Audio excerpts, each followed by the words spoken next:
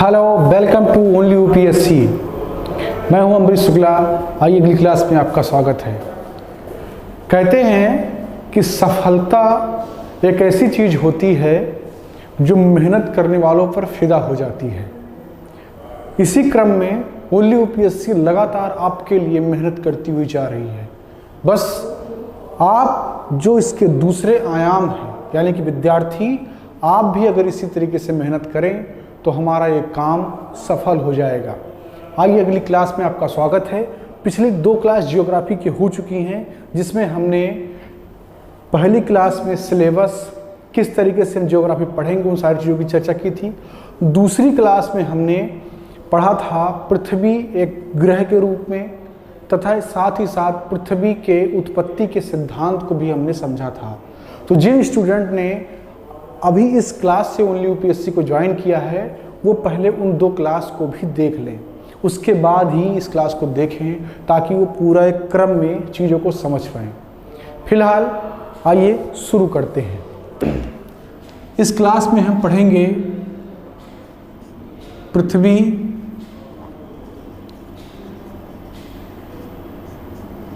की आकृति एवं आकार।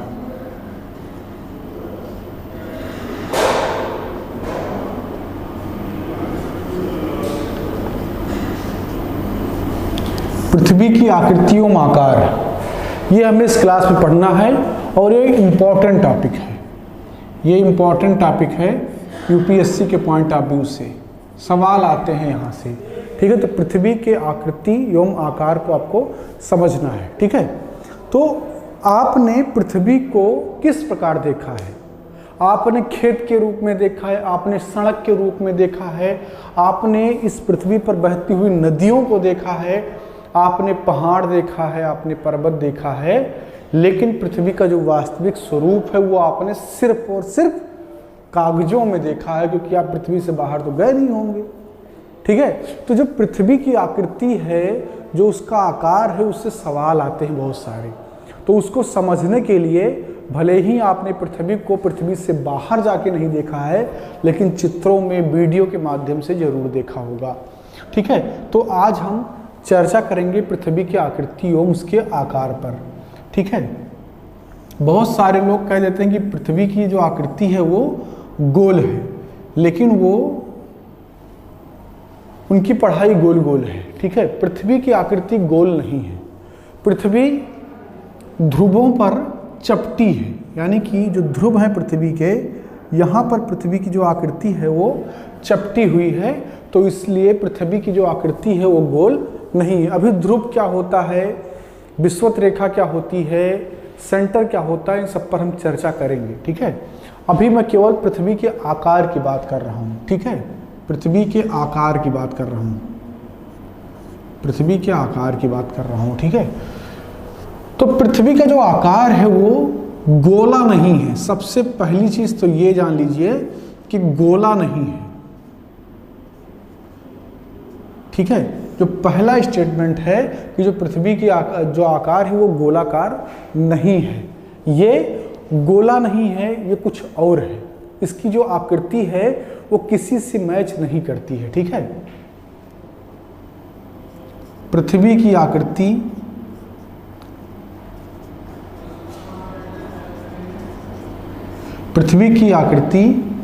अद्वितीय है।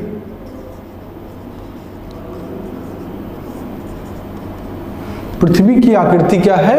अद्वितीय है।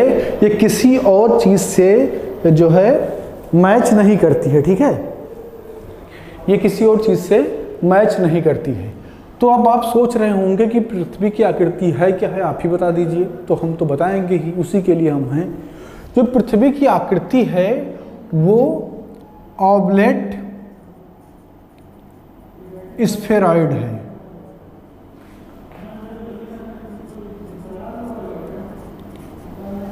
ऑबलेट स्फेरॉइड का मतलब होता है लग्धक्ष गोलीय। ठीक है, लग्धक्ष गोलीय, इंग्लिश में इसको कहते हैं ऑबलेट स्फेरॉइड। ठीक है, ऑबलेट स्फेरॉइड बोलते हैं इसको। लग्धक्ष गोलीय का मतलब कि एक ऐसा गोला जिसके दो सिरे चिपटे हुए हों उसको लग्धक्ष गोलीय कहते हैं। ये बिल्कुल संतरे के जैसा भी नहीं है। जैसा कि संतरा आपने देखा होगा, संतरा क्या होता है, एकदम किनारे किनारे गोल होता है और ऊपर नीचे थोड़ा सा चिपटा हुआ होता है। लेकिन जो पृथ्वी की आकृति वो संतरे जैसी भी नहीं है, यानी कि पृथ्वी की जो आकृति है वो अद्वितीय है, ये किसी से मैच नहीं करती है। पृथ्वी की आकृति किसी से मैच नहीं करती है। ठीक है, तो ये हो गया पृथ्वी की आकृति के बारे में। ठीक है, अब हम इससे संबंधित जो और तथ्य हैं उसकी चर्चा करेंगे। ठीक है, पृथ्वी से संबंधित, पृथ्वी की आकृति से संबंधित जो और कई महत्वपूर्ण तथ्य हैं उसकी हम चर्चा करेंगे। तो सबसे पहली चीज तो आपको ये जानना है कि जो पेपर होता, जो प्लेन होता, जो 2D होता है, उस पर दिशा का निर्धारण किस तरीके से करते हैं।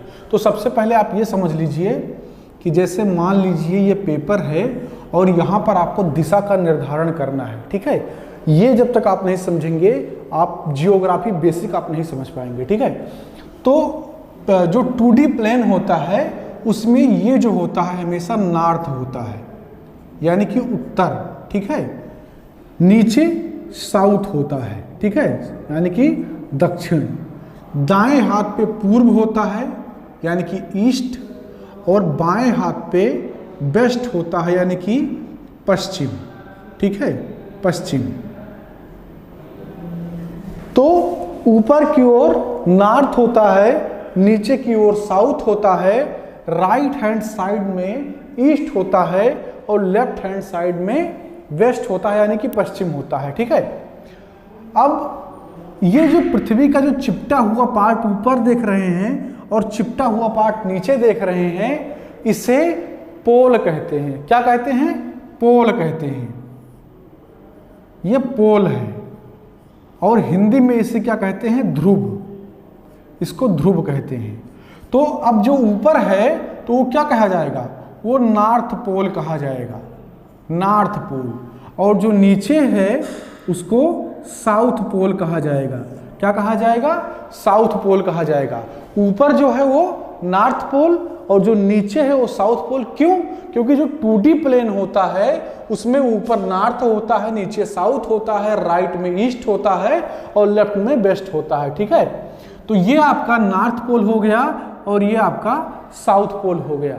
ठीक, अब पृथ्वी जो है वो नॉर्थ और साउथ पोल पर चपटी हुई है। क्या है? चपटी हुई है। इसका रीजन क्या है?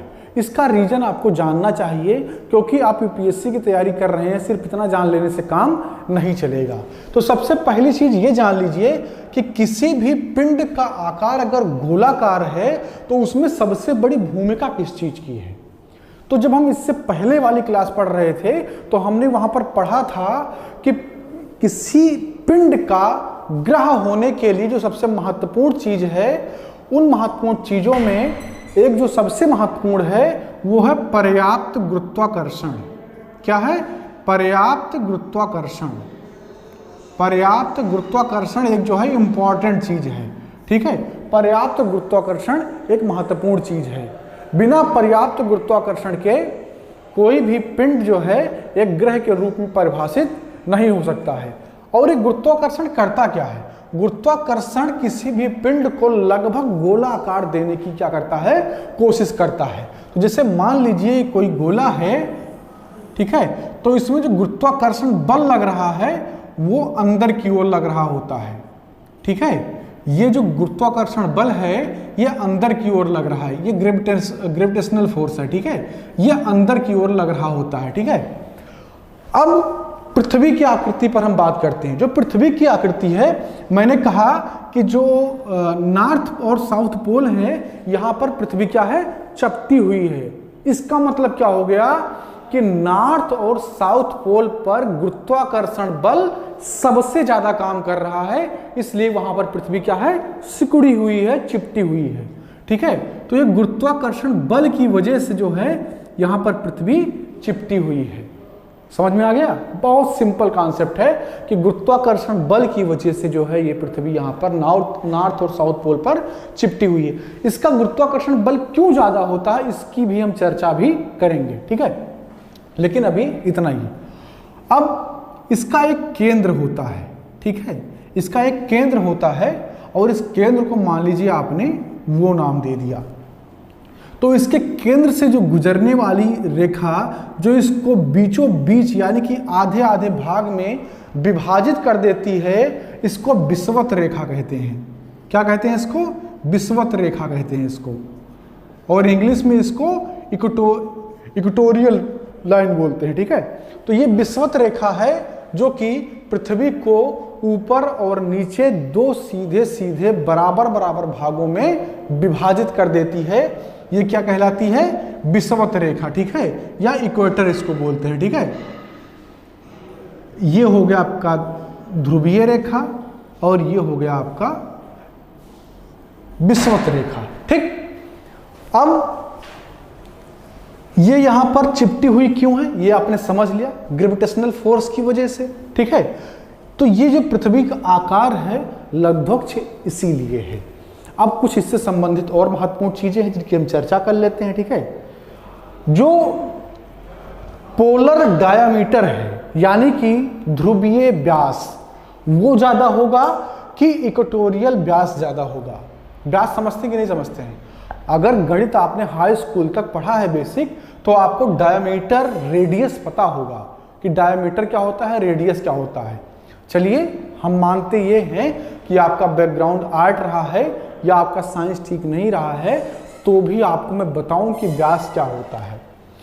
किसी भी गोला या वृत्त में केंद्र से गुजरती हुई एक ऐसी रेखाखंड, एक ऐसा रेखाखंड जो उसके परिधि को मिलाता है, उसको व्यास या डायमीटर, और उसके आधे भाग को त्रिज्या या रेडियस कहते हैं, ठीक है। तो ये कोई वृत्त या गोला है, ये इसका केंद्र है, ये एक रेखाखंड है जो इसके परिधि के बिंदु ए से बिंदु बी को मिला रही है, और कहां से होकर गुजर रही है? सेंटर से, केंद्र से। वो चाहे गोला हो या वृत्त हो, तो इसे क्या कहते हैं? इसे व्यास कहते हैं, इसे व्यास कहते हैं। और इसके आधे भाग को त्रिज्या कहते हैं, यानी कि व्यास बटा 2 बराबर त्रिज्या, ठीक है। यानी कि डायमीटर का अगर आप हाफ कर दें तो वो रेडियस हो जाता है, ठीक है। तो यहां पर जो आधा वाला पार्ट होता है इसको हम त्रिज्या कहते हैं। अब आप यहां पर बताइए कि पोलर डायमीटर ज्यादा होगा या इक्वेटोरियल डायमीटर ज्यादा होगा? बहुत ही सिंपल है, चूंकि पोल पर पृथ्वी क्या है? चिपटी हुई है, तो डेफिनेटली जो पोलर व्यास होगा यानी कि पोलर डायमीटर होगा वो कम होगा, और जो इक्वेटोरियल डायमीटर है वो क्या होगा? ज्यादा होगा, ठीक है। तो जो पोलर डायमीटर है वो 12,714 किलोमीटर है, यानी कि ये जो वाला आपका डायमीटर है पोलर डायमीटर, ये 12,714 किलोमीटर है। कितना है? 12,714 किलोमीटर। जो आपका इक्वेटोरियल डायमीटर है ये कितना है? 12,757 किलोमीटर, ठीक है। पोलर डायमीटर कितना है? 12,714 किलोमीटर, और जो इक्वेटोरियल डायमीटर है वो कितना है? 12,757 किलोमीटर। क्योंकि ये जो पृथ्वी है वो नॉर्थ और साउथ पोल पर चिपटी हुई है, इसलिए ये कम होता है, यानी कि जो पोलर डायमीटर है वो कम होता है। अब चलिए इससे एक कॉन्सेप्ट निकल करके आता है, उस कॉन्सेप्ट को मैं बता देता हूं, ठीक है। और वो कॉन्सेप्ट क्या है? वो कॉन्सेप्ट ये है, आपने फिजिक्स में पढ़ा होगा, अगर आपने इंटरमीडिएट में फिजिक्स पढ़ा है, ग्रेविटेशनल फोर्स का जो सूत्र होता है, जो फार्मूला होता है, वो क्या होता है? जी, यानी कि ग्रेविटेशनल नियतांक जो होता है, जो कांस्टेंट होता है, जी इंटू m1 इंटू m2 अपान r स्क्वायर, ठीक है। ये फार्मूला होता है किसका? गुरुत्वाकर्षण बल का, ग्रेविटेशनल फोर्स का फार्मूला होता है। m1 और m2 क्या है? ये जो दो पिंड हैं जिनके बीच में गुरुत्वाकर्षण बल लग रहा होता है, और r क्या है, उनके बीच की दूरी है। अब आप ये सोचिए कि ग्रेविटेशनल फोर्स कब ज्यादा होगा। ग्रेविटेशनल फोर्स कब ज्यादा होगा, जब r कम होगा या r ज्यादा होगा। बहुत ही सिंपल सा मैथमेटिक्स है। मान लीजिए कि जो फोर्स है आपका 10 है, जो त्रिज्या है आपका जो यमोन है, यानी कि जो एक पिंड का द्रव्यमान है वो भी 10 है, और जो दूसरा पिंड का द्रव्यमान है वो भी 10 है, और त्रिज्या पहली बार में हम मान लेते हैं कि 5 है। क्या मान लेते हैं कि 5 है। अब देखते हैं, इसको हटा दीजिए, यहां पर F लिख लीजिए, ठीक है। तो अब हम देखते हैं कि ग्रेविटेशनल फोर्स कितना होगा। तो 5 दुनाई 10, यानी कि 20 न्यूटन का क्या होगा, ग्रेविटेशनल फोर्स होगा, ठीक है। न्यूटन बल का मात्रक न्यूटन होता है। तो यहां पर आपने देखा कि 20, यानी कि जो बल का मान है वो कितना आया, 20 आया। चलिए अब इस 5 को हम 20 कर लेते हैं, इस 5 को हम क्या कर लेते हैं, 20 कर लेते हैं। तब क्या होगा, 10 एकम 10, 10 दूना 20, 2 एकम 2, 2 पंचे 10। तो F का मान कितना हो गया, 5। यानी कि हमने देखा कि जैसे ही हम रेडियस को बढ़ाते हैं, जो गुरुत्वाकर्षण बल है उसका मान घट जाता है। यही रीजन है कि विषुवत रेखा पर गुरुत्वाकर्षण बल का मान कम होता है या न्यूनतम होता है, और ध्रुव पर अधिकतम होता है। बहुत ही सिंपल है, वैज्ञानिक है, कंसेप्चुअल है, और उम्मीद है कि आप समझ भी गए होंगे इसको, ठीक है। तो ये रहा आपका पृथ्वी की आकृतियों में आकार से संबंधित तथ्य। पृथ्वी का आकार कैसा है, ओवलेट स्फेराइड है, यानी कि लब्धोक्ष गोलीय है। यह स्पष्ट गोला नहीं है, इसकी आकृति किसी से मैच नहीं करती है, यानी कि अपने आकृति में क्या है, यूनिक है, यह अद्वितीय है, किसी से मैच नहीं करता है। उसके बाद में आपने ये समझा कि जो पोलर डायामीटर है वो 12,714 किलोमीटर है, जो आपका इक्वेटोरियल डायामीटर है वो 12,757 किलोमीटर है। क्यों वो ज्यादा है, क्यों कम है, आपने इसको समझ लिया। चलिए अब एक अगला टॉपिक हम शुरू करते हैं,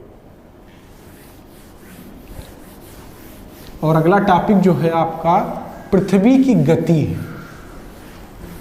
देखिए हमने पहली क्लास में पूरा एक क्लासिफिकेशन आपको लिखाया था कि किस क्रम में हम भूगोल की पढ़ाई को करेंगे। तो उसमें जो सबसे पहला हमारा था वो क्या था, द अर्थ, यानी कि पृथ्वी। तो उसी में जो सब टॉपिक है उसको हम कवर करते हुए चल रहे हैं, ठीक है। पृथ्वी की गति, पृथ्वी की गति यानी कि जो अर्थ है उसका चाल। तो पृथ्वी की जो गति है वो 3 तरह की होती है। कौन कौन सी, घूर्णन गति, परिक्रमण, और एक जो तीसरा है प्रेसिशन, इसको बोलते हैं, ठीक है। ये बहुत ज़्यादा महत्वपूर्ण नहीं है क्योंकि ये बहुत धीमा होता है और इसका असर बहुत वर्षों बाद दिखाई पड़ता है। लेकिन ये 2 बहुत महत्वपूर्ण हैं, घूर्णन एवं परिक्रमण। घूर्णन की वजह से दिन और रात होते हैं, दिन व रात का कारण है, ठीक है। घूर्णन की वजह से ही दिन और रात होता है। लेकिन दिन और रात के समय में, दिन और रात के समय में परिवर्तन परिक्रमण के द्वारा होता है, ठीक है। यानी कि दिन और रात में जो परिवर्तन होता है वो किसके द्वारा होता है, परिक्रमण के द्वारा होता है। जबकि घूर्णन का काम क्या है, घूर्णन का काम होता है कि इसके द्वारा दिन और रात होता है, ठीक है। अब घूर्णन, परिक्रमण और प्रशिक्षण ये आपको पढ़ना है कि ये सारी चीज़ें है क्या। यहाँ पर घूर्णन की स्पेलिंग सही कर लेंगे आप, बड़ा ऊ का मात्रा होता है, ठीक है। तो घूर्णन और परिक्रमण और प्रशिक्षण ये आपको समझना है, लेकिन ये क्या बला है इसको समझने से पहले आपको 2-3 चीज समझना पड़ेगा। घूर्णन पृथ्वी का अपने अक्ष पर घूमना। घूर्णन क्या होता है? पृथ्वी का अपने अक्ष पर घूमना। परिक्रमण क्या होता है? पृथ्वी का अपनी कक्षा में सूर्य का परिक्रमण करना। वो क्या होता है? परिक्रमण होता है। और जो प्रसेशन होता है वो उसका थोड़ा उसके परिक्रमण पथ में बदलाव हो जाता है, वो जो है शंक्वाकार पथ में परिक्रमण करता है। ये बहुत महत्वपूर्ण नहीं है।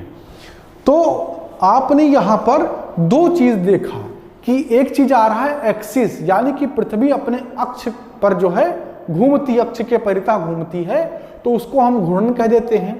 और पृथ्वी जब किसी कक्षा में घूमती है, सूर्य का परिक्रमा करती है, तो उसको हम परिक्रमण कह देते हैं। अब यहाँ पर कंफ्यूजिंग बात यह है कि अक्ष क्या है, पहले ये समझाइए, उसके बाद में ये समझाइए कि कक्षा क्या होती है और पृथ्वी की कक्षा का आकार किस प्रकार है और पृथ्वी गति किस प्रकार करती है और दिन रात में बदलाव क्यों होता है। ये सवाल बनता है कि नहीं बनता है? बनता है ना, तो उसको भी तो आपको समझना पड़ेगा। तो इस घूर्णन और परिक्रमण की गति को समझने से पहले एक्सिस, सेंटर, इन सारी चीजों को और जो पृथ्वी की कक्षा है इसको समझना होगा। तो ये इस एक्सिस और इस कक्षा को समझने के लिए हम नेक्स्ट क्लास में मिलेंगे। इस क्लास में नहीं हो पाएगा क्योंकि अभी समय कम है हमारे पास, कुछ और काम करना है, कि क्लास आपकी बड़ी नहीं हो पाएगी। लेकिन आप बिल्कुल परेशान मत होइए, मैंने बता दिया कि इससे आगे हम कल कहाँ शुरू करेंगे। अगली क्लास जो आपको मिलेगी, देखिए मैंने कमेंट देखा कुछ विद्यार्थी अभी से थोड़ा थोड़ा हड़बड़ाहट में दिख रहे हैं। देखिए हड़बड़ाहट में मत रहिए, जब कहा है तो करूँगा, वादा किया है तो निभाऊंगा। जो भी कंटेंट यहाँ से दिया जा रहा है जिम्मेदारी के साथ दिया जा रहा है, और ये भी जिम्मेदारी हमारे दिमाग में है कि हमको कब तक आपका सिलेबस पूरा करवा देना है, ठीक है। तो इस बात से बिल्कुल आप परेशान मत होइए। जिस वे में आपको क्लास मिल रहा है आप उसको पढ़ाई कीजिए, उसका नोट्स बनाइए। बहुत ज़्यादा अगर मैं आपको पढ़ा भी दूँ तो आप उसको डाइजेस्ट नहीं कर पाएंगे, उसका कोई फायदा नहीं होगा, ठीक है। तो मिलते हैं अगली क्लास में, जहाँ पर हम बात करेंगे एक्सिस के बारे में, पृथ्वी के ऑर्बिट के बारे में, और किस प्रकार पृथ्वी घूर्णन एवं परिक्रमण करती है तथा उसका प्रभाव क्या होता है उसको समझेंगे। और उसके साथ साथ हम नेक्स्ट क्लास में लॉन्गिट्यूड और लैटिट्यूड यानी कि अक्षांश एवं देशांतर भी समझेंगे। तो अगला क्लास आपका बहुत महत्वपूर्ण होने वाला है। मिलते हैं अगली क्लास में, तब तक के लिए आप अपना और अपनों का ख्याल रखिए। अपनी राय कमेंट बॉक्स में जरूर देते रहिए। साथ ही एक काम, जो आपका पेमेंट है, लाइक, शेयर और सब्सक्राइब। अगर नए हैं तो सब्सक्राइब कर लीजिए, और अगर पुराने हमारे छात्र हैं तो हर वीडियो पे लाइक करना आपका धर्म है, आपका कर्तव्य है, और आपके द्वारा मुझे मिलने वाली गुरुदक्षिणा भी है, ठीक है। तो आप लाइक जरूर किया कीजिए और अपने दोस्तों को शेयर भी कर दिया कीजिए। तो चलिए अगली क्लास में मिलते हैं, तब तक के लिए धन्यवाद।